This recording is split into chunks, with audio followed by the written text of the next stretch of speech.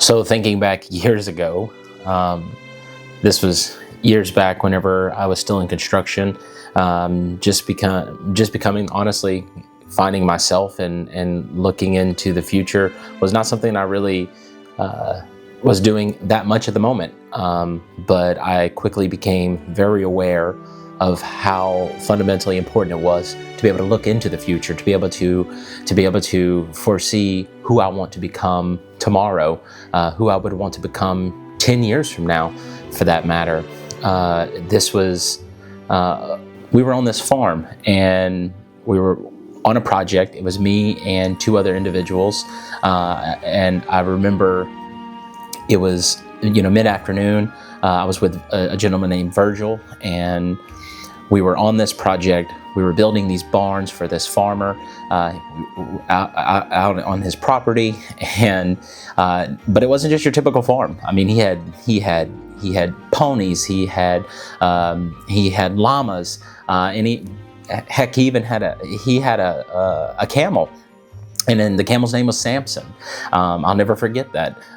There was no mirrors on any of the farm trucks, because Samson was able to roam freely around the farm. So anytime he walked around, he would brush up against these vehicles, and he would knock the mirrors clean off the vehicles. And I remember just thinking how funny that was. And I've got photos where Samson would just walk up to us while we were on our lunch breaks, and we'd be sitting out by the barn in the shade, eating our lunches, and Samson would walk up and just rest his head over our shoulders, and he would just lean in, and he was just such a big, massive animal, and he was so caring and so nice. But anyways, so we're on this farm, and we're building these additions for these barns for all these new ponies that our client was bringing in. But he had one llama, and it was a male llama, and he had just the one for a very long time. And he ended up bringing in another llama while we were there working on this project. And for whatever reason or another, the male llama became very aggressive after that. It was in a separate in a separate corral all to itself. And the gentleman we were working for kind of just warned us ahead of time. He's like, listen, this is going to be natural. He's going to be a little bit more aggressive than he's been in the past, but just go ahead and stay clear of him, and everything will be fine. Well, eventually we finished the project on the one barn, and days later we moved into the part of the pasture where the male llama was, and that llama, he was so aggressive. He would sneak up on you. Honestly, it was as if anytime we would be doing, it could be the most minute thing. Hey, Virgil would say, hey, I need you to go grab the shovel or get a hammer out of the truck. And you're doing your thing, you're in the zone, you're working, you walk into it to go get the tool, and then off to the distance, here comes a llama, full force, running at you, and trying to bite you, for that matter. And I just remember 3 or 4 scenarios where this llama tried to attack us, and it was getting to the point where we're like, listen, sir, we need to put this llama in a different part of the pasture. We're not going to be able to finish this project because he's going to end up hurting one of us. And then I remember the last instance, and this is really where things just fundamentally changed in my perspective of life. I was walking back from the truck, and I had a shovel in my hand, and I was walking back to the truck, and Virgil was up actually on top of the barn that we were working on. He was putting down some screws or something like that into the tin, and he had a ladder next to it, because he had crawled up and he was on top of the building. And I remember this llama. I didn't see it. I never even saw the thing. I didn't even remember how fast it came up on us. But what I do remember is that as I was walking back with the shovel, and I don't even know why I had the shovel. I think I was supposed to be digging a hole or something. But the llama just come out of nowhere, full force charging me. I throw the shovel, take off running as fast as I can. The only place I can think of that the llama can't go is up. So off I run up the ladder, and while I'm running up the ladder, I barely make it on top of the building, and the llama bashes into the ladder, and The ladder falls over, so now he and I are both stuck up on top of this, on top of the barn, which there's a way to get down, but nonetheless, we're both on top of the roof, and I'm sitting there breathing deep, panting, thinking to myself like, oh my God, this thing just tried to kill me. And I look at Virgil and I say, Virgil, if there's one thing I will never own in this life, it's a llama. And he looks me square in the eyes and he goes, yeah, Jonathan, that and a brick house. And I just, like, at first I laughed a little. I was like, oh, that's so funny. But then it was all jokes. I know Virgil didn't understand what he was doing, but I'm 19 at the time, and the thought just enters my mind, and I'm thinking, yes, what am I doing? I'm on top of this roof. Llama is about to attack me. And that's whenever I realized, it was like, okay, if I do want to do something in life, if I want to be the person who helps provide wealth for whatever children I would have in the future. At the time, I didn't have any kids. I wasn't even thinking about having kids at that time, but I was thinking, okay, if I want to have things and I want to be a provider, I want to be able to have something established, I'm never going to get there doing this. And it was from that moment on where everything always changed. It doesn't matter what it is. You could see somebody doing a craft, doing, whether it's the job you want, it's the lifestyle you want to live, whether they're doing, it doesn't matter what it is. Look at those people. What do they have that you don't have? Maybe access to wealth, possibly. Maybe they have a better network of people. That's understandable. But at the end of the day, I just look at the intelligence of people and I say, hey, they're not way smarter than me. Maybe they've learned things I haven't learned yet, but that's the difference between being at point A and now they're at point B. I can get there. I can get to that next step. Obviously, if you want change, you have to get change. If you want it, you have to make it happen. No one's going to give it to you. No one's going to be able to no one's going to be there to hand it to you. So the question becomes at that moment, what does it take to get the things you want? To become the person you want, to master the craft that you want? What does it take to get that? To be able to get there? And that's something you have to ask yourself. You have to be able to internalize and be able to come to terms with, is it going to be challenging? Absolutely. Is it going to be hard? Yes. Are there going to be bumps along the journey? Yes. There's going to be tons of bumps on the journey. We're going to want to give up. You're going to want to give in. You're going to want to throw up your hands and quit. That's life. So we want Glasswood Storyworks to be there for parents, for teachers, as a resource, as a guide. Of course, we want our books to be able to be read and for children to be entertained. But more than that, what's the broader picture look like? And it goes back to, I believe it's the silver hand theory of whenever, essentially, if you're doing something and you're creating and you're bringing about good, how does that reciprocate into the world outside of just the thing you're doing? And I think that speaks volume to what we want to bring to the table with Glasswood. We want not just stories to be told and books to be read, but we want to be able to see that change in children. We want to be able to see the inspiration that it brings into their lives, but also just as equally, if not more so important, we want to be able to bring that to the parents and to the teachers that inspire the children, because at the end of the day, that's where it all starts. Our children, they're always watching us. Every little thing we do, they're constantly observing, they're learning. We are a mirror that becomes the reflection of who they become in the future. And I know it kind of goes back to the idea of whether it's nurture versus nature, but ultimately, children, they're gonna learn from us. Whether that's a good thing or a bad thing, whether it's learning to copy what we do and to mimic every little thing that we do that they believe is so successful or they believe is so inspiring, or just the opposite. Maybe they use us as an example to say, hey, that's not the way I want to be able to do that. And what I would like to bring to the table for Glasswood is to be able to give people the opportunity to be able to be the example that is worth replicating, to be that inspiration that says, hey, I want to be just like mom. I want to be just like dad.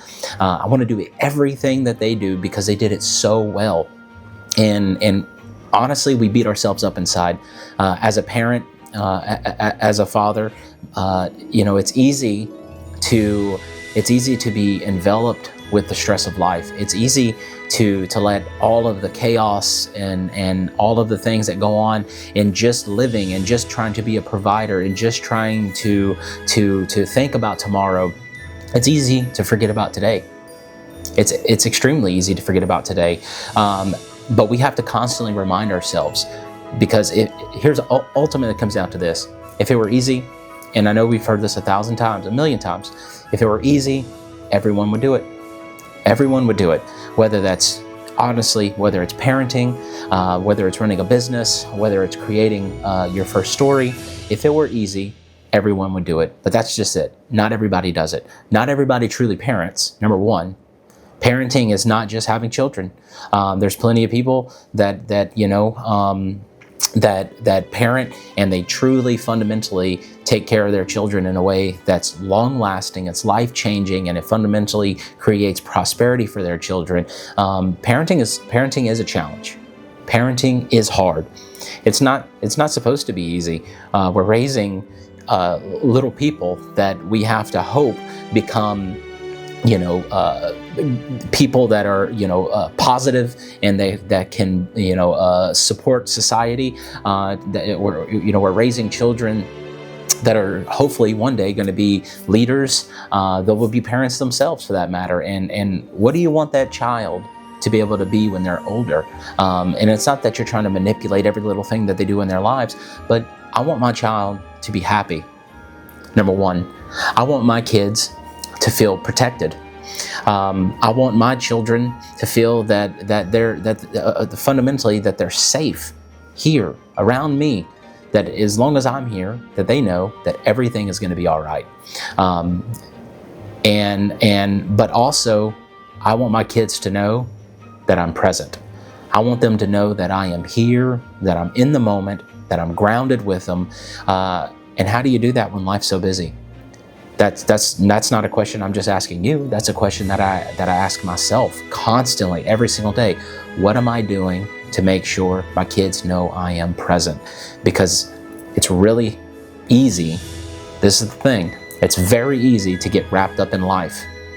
Not just life of being the family, of being dad or being mom. That's the key. That's what we need to be focused on, is being present. But it's very easy to get wrapped up in everything else that life brings, whether that's just your work, whether that's building the future, the stress of financials. These things are burdens that they're necessary, right? Fundamentally, I believe that everyone should have a healthy amount of stress. Honestly, just a certain amount of stress. And I'll tell you this. I remember when a lot of the burdens and a lot of the responsibilities were alleviated from what I was having to manage. And at first I was like, hey, this is a blessing. Hey, we're a larger team. We have more going on. I can have more people come on and support me. And I don't have to necessarily worry about this sector of whatever it was that I was managing at the time. And I thought that was a good thing.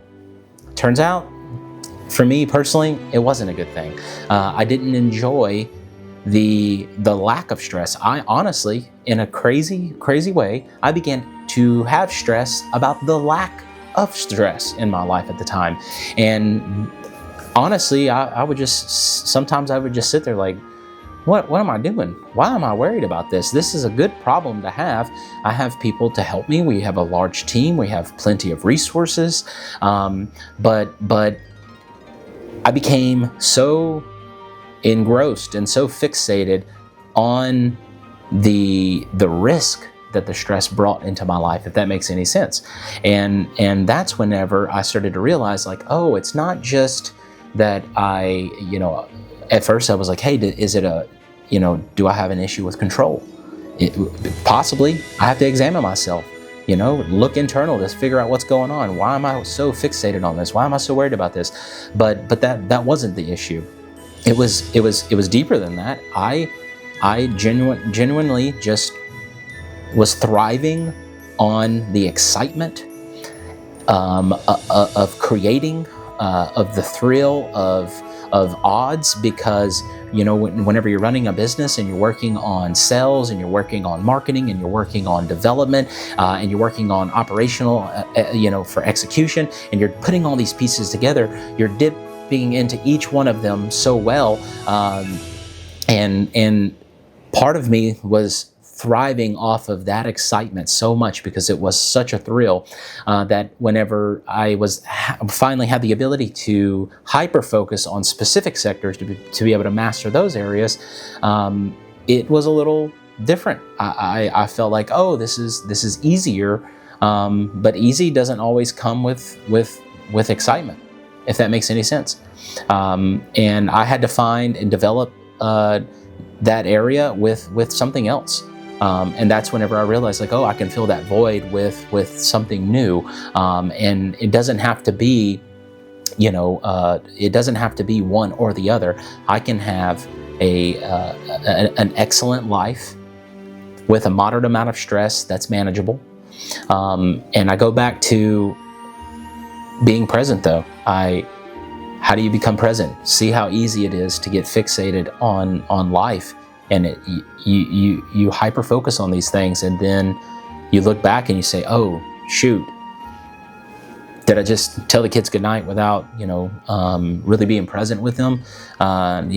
Think back to, for a second, just say, when you put the kids to bed at night, you're like, "Oh, did I smile at them? Did I give them a good enough a hug?" I want to be the dad that forever is remembered as always being kind, always being present, and that's really hard to do. That is a challenge, but nothing good, nothing fundamentally great, nothing that you excel at is going to be easy. None of this stuff is going to be easy, especially parenting. It's probably more so challenging than running a business. Honestly, creating a business is a beast in and of itself. But becoming a father, becoming great at being a mother, at being that parent, and knowing that your children feel safe, protected, that they feel loved, that they know that you're present. That's hard. And it's not, somebody say, "Oh, you're crazy, Jonathan. This is the easiest thing ever. All you got to do is X, Y, and Z." But I would challenge you to say, hey, whenever you're trying to do everything else in life, it's easy to let the things that feel safe almost accidentally slip by, because everything else is so hard that you're like, well, the kids know I love them, and I'll talk to them later. What is that later? I saw a commercial on television. We were watching a movie with the kids, and one of the ads started playing, and it was a simple little, insurance commercial probably, but it was essentially a dad with his daughter, and he's got her on a bicycle, and he's pushing her down the bike, helping her learn to ride the bike, and then the next thing you know, she's an adult. She's driving the car. She's going to college. And all he sees is, the little version of who she was whenever she was still his baby. And that's it was just an insurance commercial, and I'm like, oh my goodness, like, why would you get that deep so quickly? But that's how fast life goes by. That's how fast we go from, hey, you carry them to bed and you place them in a crib, to now you give them a kiss goodnight and they run, and then I feel like tomorrow, they're going to be packing up backpacks and luggage off to college. And I want to make sure that in between all of those, that span of time, that I'm present. And that's a challenge, and it's a challenge because it's a challenge because being present means taking away time from something else. And honestly, none of it's important as being present with your family. But and maybe you can resonate with this. One of my fixations is I'm always thinking about 10 years from now. Who will I be in 10 years? Will I be the person who's supplying wealth for my children, supplying a great life for them in 10 years, in 20 years, for that matter? I'm constantly always thinking long run mentality, and when you constantly are in that place of thinking long term, sometimes you can slip by to think about right now, to think about today. So what do we do about it? We have things that we do in our lives to be able to ensure that I'm always present. I like to be able to do little things with my kids, and some of those are, we call them stuffies, where when I put the kids to bed at night and everybody's winding down, and we're getting ready to just shut it down for the evening, we like to be able to grab a random stuffed animal out of their room, and I make up voices. I tell a goofy story from the perspective of whatever stuffed animal I pick up off the floor. My oldest, we have a purple panda, and we call her the Jaded Panda, and she's a samurai. We've got a sneaky little fox that we like to be able to, go on safari hunts with, as if it's almost like it's Indiana Jones. We just make up little things, and my kids are glued to it. I have all these voices in my head. I add in all kind of characters, and we create characters, and we're constantly we do things like that to be able to stay grounded, to be able to say, hey, nothing else matters at the moment. Let's just bring it all in and think about this. We're right here. We're present. Let's be, this is what truly matters. Really, it goes back to the idea that we're just going too fast. We just need to slow down. Just take a step back, slow down, and look at it. If we think about today, and we can be present today for just a moment. It's not saying, hey, the big plans that you have for your future, put that on hold. No. I'm not saying that. That's not the idea. Fight for those. Fight for that stuff. Fight for your future. But at the end of the day, don't forget about today. We just can't forget about what's happening right now, because they're watching. Like I said, they're always watching. My kids absorb every little thing I do. Sometimes they just walk up and start talking to me about something that I was talking to my wife about, and I'm like, oh, I didn't even realize you were a part of that conversation. Like, hello. But for that matter, just slow down. It should be easy, and I know that it should, but it's not. It's a challenge. It's a challenge to slow down. It's a challenge whenever you get so fixated on being good at something. But I say this as someone who needs constant reminding of it. It's not because I've got it down. I am the furthest from having it mastered. I need constant reminding to come back and be present.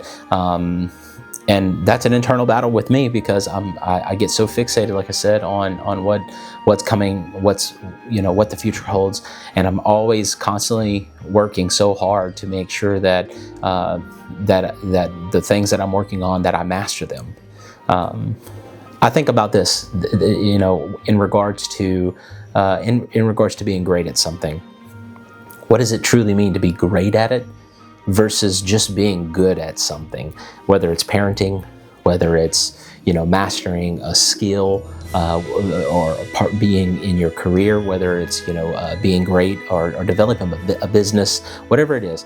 What does it mean to be great versus just kind of being good enough? And it's a balancing act, like I've said with everything else.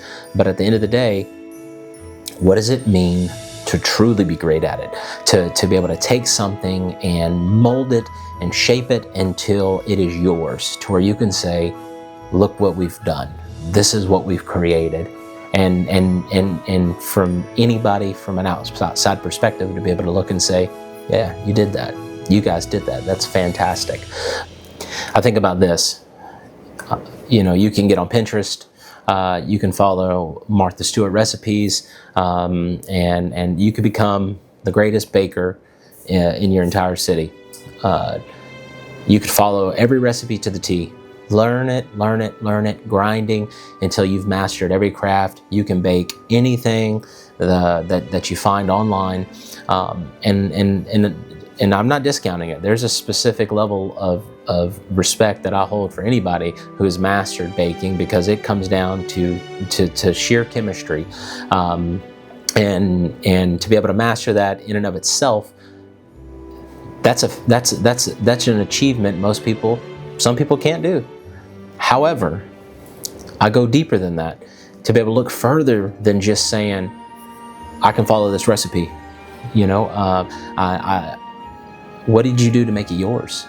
What did you do to say, I took something that I've learned, transformed it, and created something new? There's plenty of people that can follow the rules. There's plenty of people that can, for that matter, look at a recipe, bake cookies, and they come out tasting exactly like they're supposed to taste. Perfect. But there's a different group of people that will take that same recipe, and they will grind and they will grind and they will grind until they get it down, and then at some point they're going to say, now, what can I do to make my own? Something that I can say whenever somebody bites into a cookie and they say, oh my goodness, Jonathan, this is the best chocolate chip cookie I've ever tasted in my life. Internally, maybe you are excited and you're like, yeah, I did that. But part of me is thinking, well, that's Martha Stewart's cookie. That's not mine. What can I do to make them think, oh my goodness, this is the best cookie I've ever had in my life? And internally, I'm saying to myself, yes, it's my creation. I did this. I put in the work, the effort, the time. I grinded and put in the skills necessary and mastered it to where it became mine. And I think that's what sets people apart who go on to do great things. We can all learn. Everybody has the ability to learn. We can follow instructions and we can learn and we can master a craft, and I don't discount it, because I absolutely think that is what's necessary. What do they call it? The 10,000 hours rule. You put in the time necessary to master something, and then from there, what do you do to mold whatever it is? Becoming the parent that you want. You can watch videos, you can buy books, you can learn to parent like the best of the best. But I don't want to mimic anymore. But what does it take? It comes with lots of failures, many failures. You're talking about cookies still. You're gonna venture off from the recipe that made you great, and you're gonna start to fail. You're going to fail because you tweaked the recipe. You began to change things that were fundamental that made it so good. Now you've changed something and it's no longer as good as it was. But then you have to sharpen your pencil. You have to go back to the drawing board and say, okay, this is what we're doing. What do I got to do to make this better? And you tweak little things along the way. And not looking at it from the perspective of just negativity. We have to be able to look at failure as a positive growth, as something that says, okay, that's one more way not to do it right. Let's do it again and see what happens. And I think that's what sets people apart from those that are really good followers, from those who learn to accept failure almost like a friend and say, hey, this is necessary. It's part of the journey. We're supposed to fail. Again, I go back to what I said earlier. If it was easy, then everybody would do it. Everybody would be in the NFL, at the highest level, if it were easy, but it's not easy. These things are not easy. They're meant to be challenging. We are meant to be faced with adversities, to experience failure. That's going to mold us. It makes us better. It makes us better parents. It makes us better leaders. It makes us better at our craft. You're not failing because it's hard. You're growing because you dared to step beyond the recipe. You dared to venture off into the land of the unknown and say, but what else can I do? What else am I capable of? What else can we create? And that's what makes people excellent. That's what makes something that you can look back and say, we did that. That was our creation. We worked hard. Did we fail? Absolutely. Flat on our face. But all we did was learn 1,000 ways to not do something so that eventually we could make it great. And we mastered this. I look at this in life. Every day I get up and I try to, I look at it as, okay, hey, yesterday's mistakes, the things that I did, I can do better. I can absolutely do better. I want to be able to be a better father. I want to be a better leader. I want to be able to write books that inspire children. And Eden J. Sparks is going to be able to do that. I really fundamentally believe that the books that we will release will be able to inspire people. And they're going to come with failures. We're writing failure into the books. It's baked into the essence of what we're trying to write. Because nothing ever, no good story is ever told if it's, the hero starts out with all of the answers. They live an excellent life. There's no challenges, and they defeat the bad guy with no problems. That's a bland story. It's easily forgettable. But that's not how life is. Life is a challenge. Life comes with a rocky road. Life comes with bumps and bruises. Life comes with, if you want to be good, if you want to be great, you're going to have to fight for it. If you want to be a parent and you want to be a great parent, you're going to have to fight to be a great parent. Are you willing to do what's necessary to be the best version that you can be for your children? Because it's going to be hard. That's okay. It's going to be a challenge. Great. It's going to be brutal to keep up with balancing the chaos of life with nurturing and raising and fostering a great home for your children. That's what life is. It's I've said it before in one of my books, with in regards to Mother Nature, that it's balanced, perfect tranquility and utter chaos. We're weighed in the balance. That's where we rest. And I know that might sound crazy, but ultimately that's what life is. Life is crazy. Life is a ride. It's an adventure. And we choose and we have the ability to choose what kind of life are we going to create for our kids. And not just they're my kids now, but their kids later. That's I think the weight of anybody who dares to be great, who dares to truly provide. I don't want to just think about myself. I can't afford to think about myself. I have to think about everybody. I have to think about everything that can possibly benefit their lives. That's what drives me to be the best version of myself. That's what drives me to be able to create prosperity and opportunities for my children, because I want them to have the world.